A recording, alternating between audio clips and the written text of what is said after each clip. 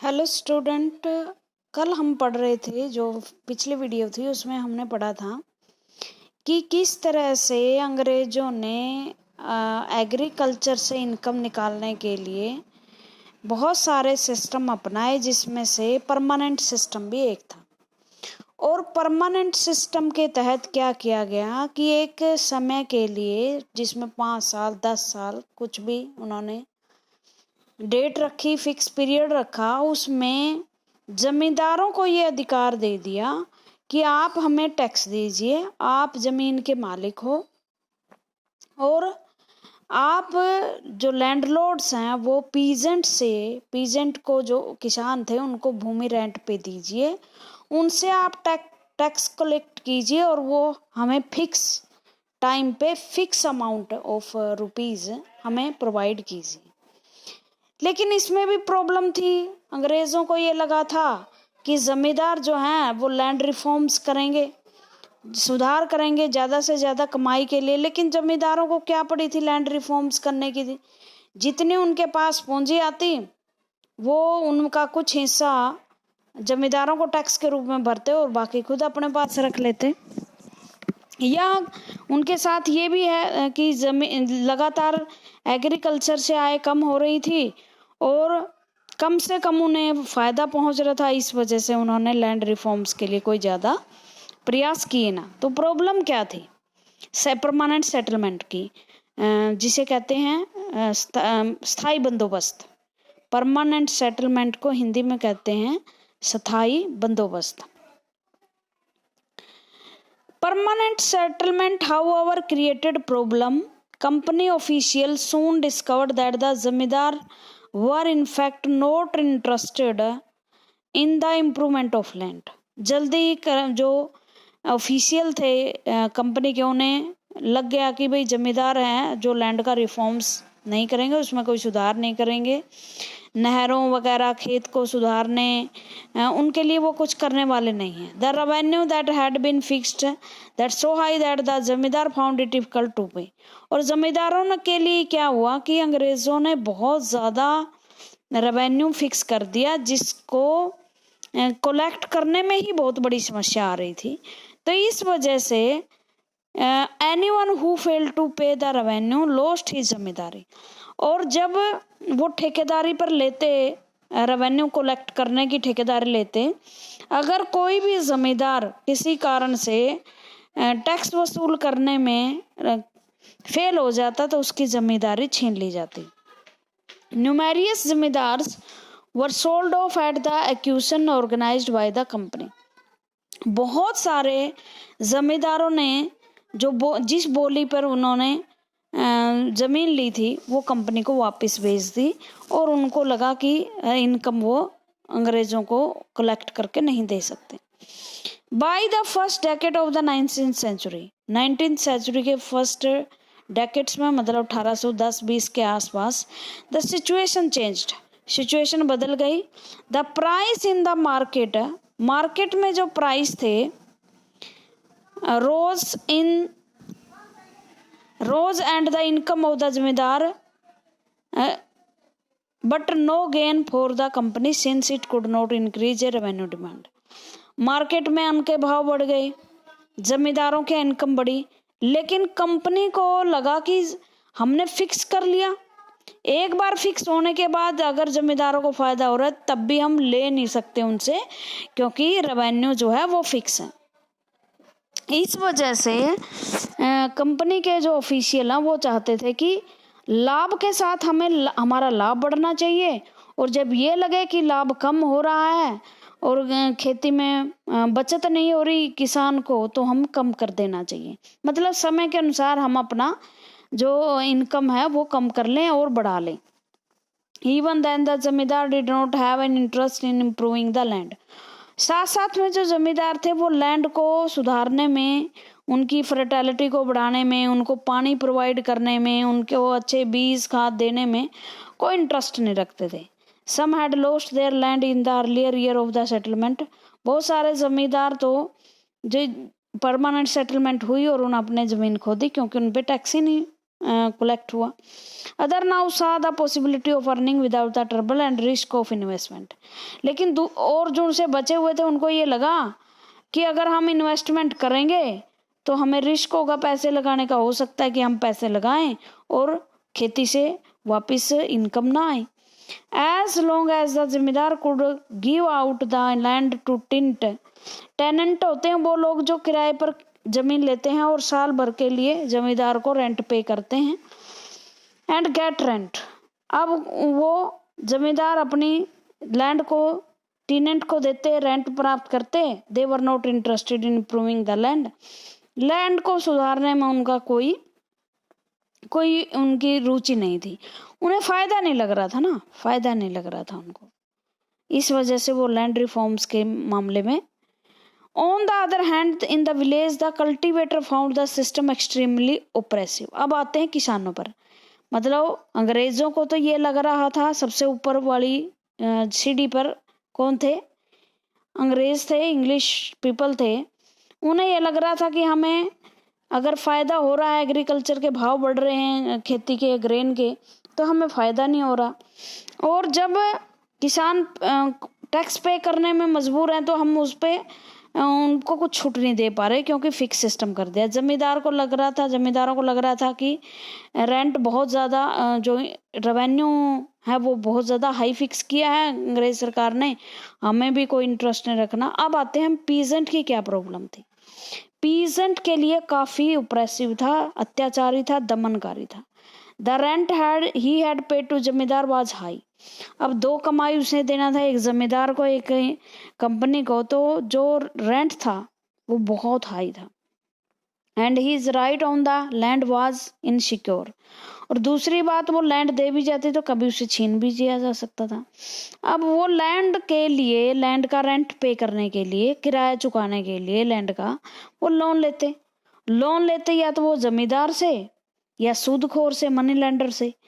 Money lender high interest पे, उन्हें high ब्याज पे, मान लो किसी ने, आपने जमीन, 1 एकड़ जमीन आपने 1000 रुपए में साल भर के लिए किसी जमींदार से ले ली।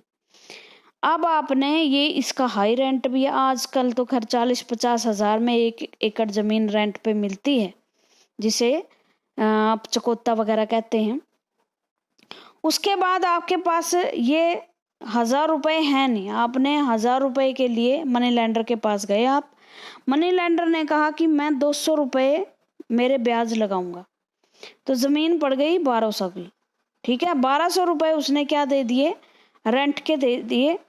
उसके बाद रेंट के बाद जब उसकी खेती होती उस पर तो टैक्स देना पड़ता। मान लो उस 1200 की ज़मीन पे खेती हुई 2000 रुपए की, ठीक है, 2000 रुपए में 800 रुपए की कमाई हुई, क्योंकि इंटरेस्ट और रेंट मिलाकर 1200 रुपए जा चुके हैं। अब इस 800 में से मान लो उसको 400 रुपए टैक्स पे करना पड़ गया, रेवेन्यू सिस्टम, मतलब जमींदारों को देना पड़ गया।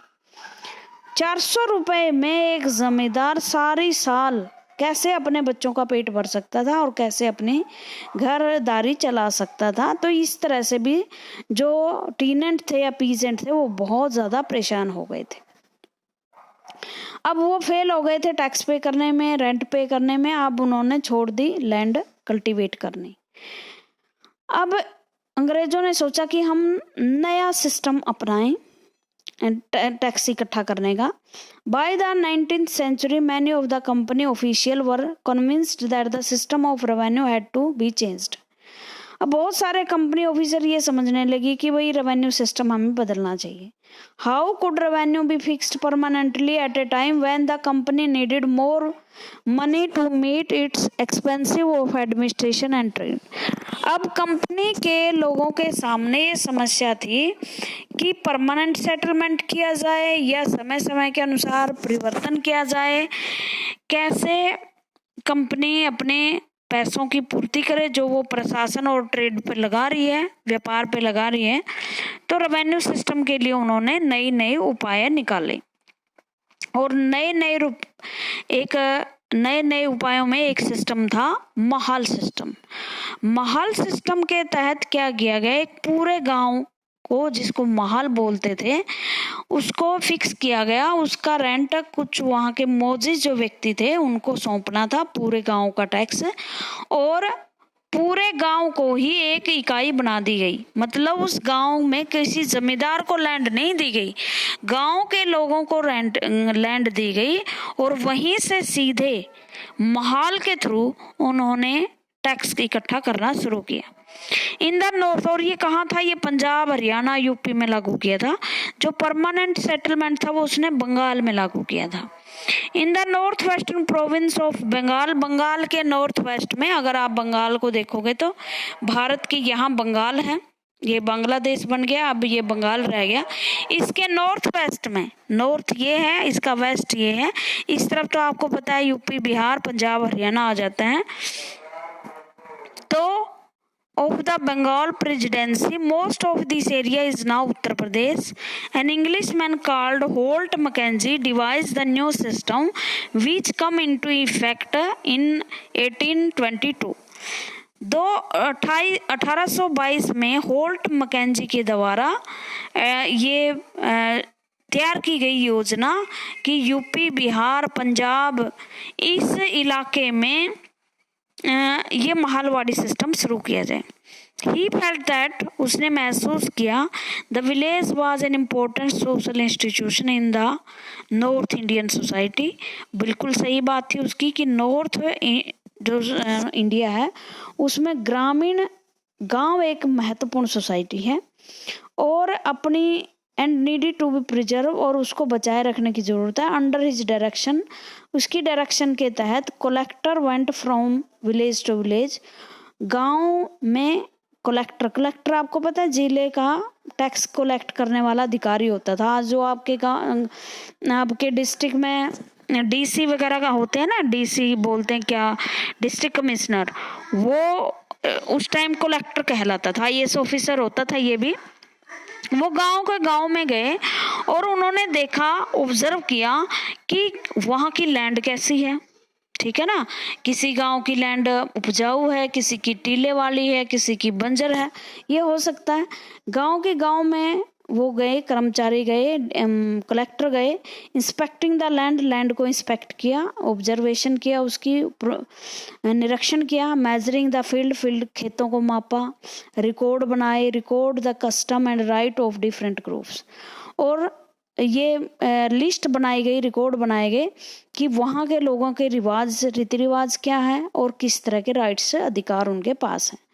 द एस्टीमेट, अधिकार का मतलब यहाँ वो फंडामेंटल राइट्स नहीं है, ये अधिकार का मतलब यहाँ है कि जमीन पर किस तरह के अधिकार हैं। यहाँ इन गांव में जमीन क्या पीजेंट के पास है या लैंडलॉर्ड के पास है, ठीक है ना।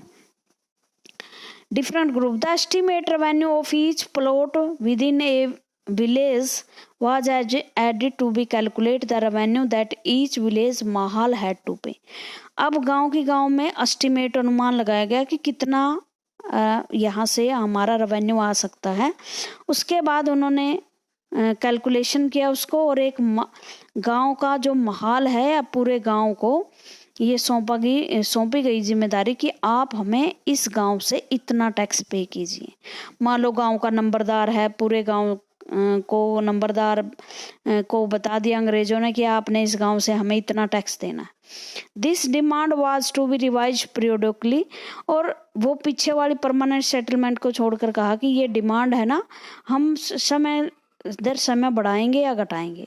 तो जो रेवेन्यू वो फिक्स नहीं है कि 1000 फिक्स किया, 2000 फिक्स किया, ये फिक्स नहीं है। The charge of collecting the revenue and paying to the company was given to the village headman, जो गांव का मुखिया था उस टाइम, सरपंच होता था, प्रधान होता था, नंबरदार होता था, उसको ये जिम्मेदारी सौंपी गई कि आप रेवेन्यू कलेक्ट कीजिए और अंग्रेज कंपनी को वो रेवेन्यू दीजिए। रादर देन द जमींदारों को ये नहीं सौंपा system. This system come to be known as the Mahalwari settlement, और इस सिस्टम को बोला गया है महलवाड़ी सिस्टम। दो सिस्टम आ गए बच्चों, एक परमानेंट सिस्टम और दूसरा क्या था, महलवाड़ी सिस्टम। दूसरा क्या है, महलवाड़ी सिस्टम। परमानेंट सेटलमेंट में जमींदारों के पास लैंड होती थी, वो किसानों को रेंट पे देते थे।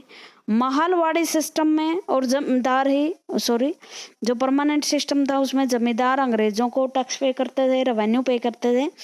लेकिन जो महलवाड़ी सिस्टम था उसमें कोई जमींदार नहीं था, पूरे गांव को ही जो हेडमैन था वहां का उसको कह दिया कि आप यहाँ से टैक्स कलेक्ट कीजिए और हमारे पास जमा करवा दीजिए।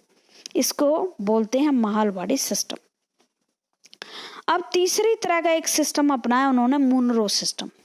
मुनरो एक अंग्रेज अधिकारी का नाम था जिसने वो टैक्स डिजाइन किया था, भाई ऐसे ऐसे आप टैक्स इकट्ठा कर सकते हो, तो उसी के नाम पर ही उस टैक्स का नाम मुनरो सिस्टम रख दिया गया था। In the British territory in the south, ये साउथ का जो हमारा इलाका देखो, यहाँ हमने बंगाल में पढ़ा परमानेंट सेटलमेंट, ये हमारा नॉर्थ है इधर, यहाँ पढ़ा हमने महलवाड़ी सिस्टम, ये आप ऐसे बना सकते हो परमानेंट सेटलमेंट। अब आ गया हमारा साउथ का इलाका। साउथ में was a similar move away from the idea of permanent settlement. Permanent settlement का आइडिया उन्होंने अपनाया। The new system was devise come to known as the Ryotwari system, और इस नए सिस्टम को कहा गया रैयत सिस्टम। और इसमें रैयत कोई जमींदार नहीं था, इसमें रैयत वो लोग थे जिसके पास जमीन थी, वो खुद अपना टैक्स पे करें। The new system was devised come to known as the Rayatwadi system. It was tried on a small scale by Captain Alexander Reed in some of the area that were taken over the company after the war with Tipu Sultan. Tipu Sultan के बाद साथ युद्ध हुआ था 1799 में। टीपू सुल्तान का सारा राज्य अंग्रेजों के हाथ में आ गया था, श्रीरंगापट्टनम का युद्ध हुआ था। उसके बाद ये जो एलेक्जेंडर रीड थे, इन्होंने जो टीपू सुल्तान का इलाका था उस पर कब्जा अंग्रेजों का हो गया था, वहाँ एक छोटे से इलाके में ये सिस्टम अपनाया। एलेक्जेंडर ट्राई किया भाई क्या ये सिस्टम पास होता है या फेल होता है, ठीक है। Read of some area and some taken over by the company Tipu Sultan, subsequently developed by Thomas Munro, this system was gradually extended all over south India.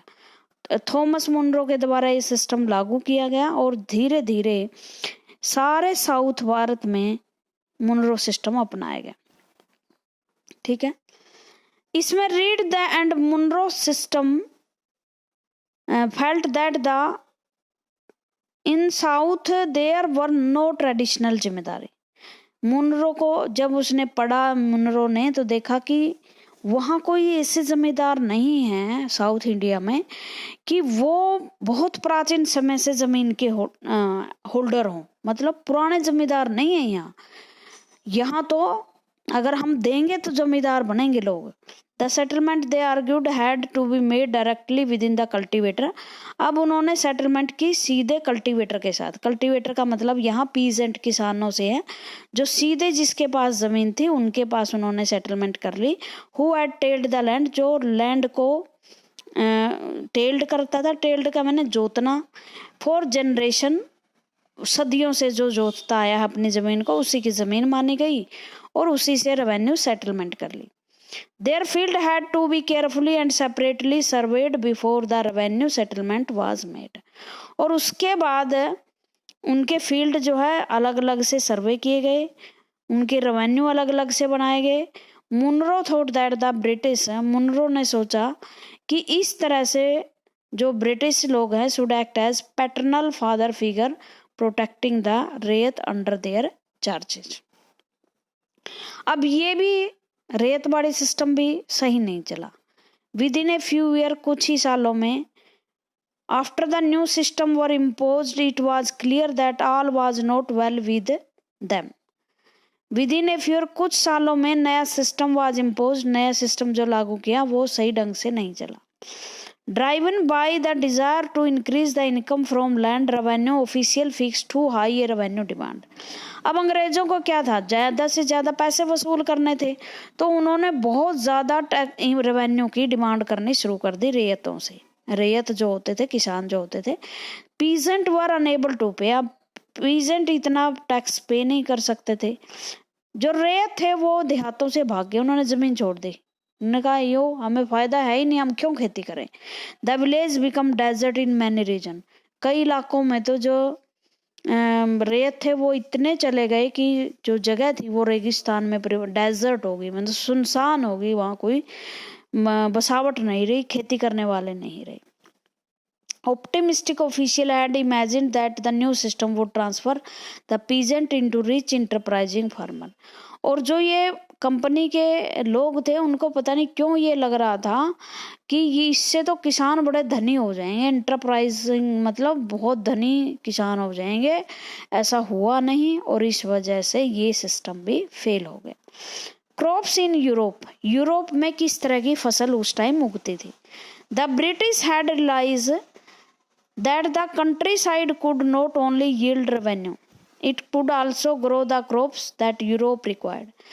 British को ये रियलाइज हुआ that the country side could not only yield revenue, सिर्फ हम देहात revenue के लिए नहीं है, बल्कि हमें इस देहात में ऐसी फसल उगवानी चाहिए जो यूरोप में जिसकी सबसे ज़्यादा डिमांड है। मान लो यूरोप में कपड़ा उद्योग बहुत ज़्यादा था, कपड़ों को रंगने के लिए नील की ज़रूरत थी, तो अंग्रेज़ों ने कहा कि आप चावल और गेहूं उगाना छोड़िए, नील उगाइए और आप बहुत धनी हो जाओगे। लेकिन वो भी सिस्टम उल्टा पड़ा। अंग्रेज जो है वो कम दामों पर नील खरीदते, नील का पौधा सारी जमीन को बंजर कर देता और इस तरह से भारत के जो किसान थे रेतवाड़ी सिस्टम में भी बुरे फंस गए थे। By the late 18th century, the company was trying its best to expand the cultivation of opium and indigo। और अब उन्होंने खेती बदलवानी शुरू कर दी। खेती अब जहाँ गेहूं चावल अन्न दाल उगती थी वहाँ उन्होंने फीम की खेती और इंडिगो नील की खेती, जो नील कपड़ा रंगने के काम आता है, वो करवानी शुरू कर दी। In the century and a half that followed, the British pursued or forced method to the British use a variety of method to expand the cultivation of crop they needed। और उन्होंने बड़े तरीके अपनाए, जोर जबरदस्ती से किसी भी तरह से कि जो चीज़ हमें ज़रूरत है वो ही उगाएं। Let us take a closer look at the story on such crops, one such method of production। ये नील है भाई, द मोरिस कॉटन प्रिंट है, लेट 19th सेंचुरी इंग्लैंड में ये कपड़ा जो है, और ये कलमकारी प्रिंट है 20th सेंचुरी इन इंडिया। इस तरह की प्रिंट जो है भारत में होती थी और इसके लिए नील का प्रयोग बहुत ज़्यादा होता था और इन नील की चीज़ों इनको पूरा करने के लिए लोगों को नील उगाने के लिए कहा जाता था। Does colour have history? Figure number 5 and 6 are two image of cotton print. The image on the left show a Kalamkari print, ये कलमकारी प्रिंट है बच्चों ये, और created by weaver of Andhra Pradesh. Andhra Pradesh के जुलाहे जो थे वो ये कपड़ा बनाते थे। और राइट साइड जो फ्लोरल कॉटन आप दिखाई दे रही, ये फूलों वाली cotton print design and produced by the William Morris. ये विलियम मॉरिस के द्वारा बनाई गई थी और उसी के द्वारा डिजाइन की गई थी। वो एक बहुत बड़े पोएट और आर्टिस्ट थे 19th सेंचुरी के in Britain. There is one timing thing common in the, इस तरह से एक कॉमन चीज थी ब्रिटिश और भारत के बीच में। लेकिन कॉमन ये थी कि वहाँ जो नील उगता था, मतलब यूरोपियन कंट्री में जो नील उगता था वो बहुत ही घटिया किस्म का होता था और भारत में जो नील प्रोडक्ट किया जाता था वो बहुत ज़्यादा महंगा होता था। इस तरह जो खरीद तो फिर भारत वालों की ज़्यादा होगी, तो वहाँ जो यूरोपियन कंट्री के नील उपजाने वाले थे उन्होंने भारतीय नील उत्पादकों के प्रति विद्रोह कर दिया अपनी सरकारों के विरुद्ध कि भारत का नील हमारे देश में नहीं आना चाहिए क्योंकि हमारा बिकता नहीं। और इस तरह से जब सरकारों ने भारत के नील का दाम बहुत कम कर दिया ताकि इनको ये खरीदेंगे तो इनको हानि होगी, बेचेंगे तो हानि होगी, और हानि होगी तो ये उगाएंगे ही नहीं। इस वजह से दोहरी मार भारत के किसानों पर पड़ी। एक तो उन्होंने अपनी जो ट्रेडिशनल फसल है उसको छोड़ा, नील उगाया, और नील के भी दाम उनको मिले नहीं, उन्हें पौने दामों पर नील बेचना पड़ता, और इस वजह से किसान की भूखमरी की मतलब भूखमरी की स्थिति पैदा हो गई थी। और सबसे पहले हमारे देश में 1857 के आसपास 55-56 में नील विद्रोह हुआ। फिर क्योंकि जो नील के उत्पादक थे उनका शोषण बहुत ज्यादा ब्रिटिश सरकार करते थे। आज के लिए इतना ही।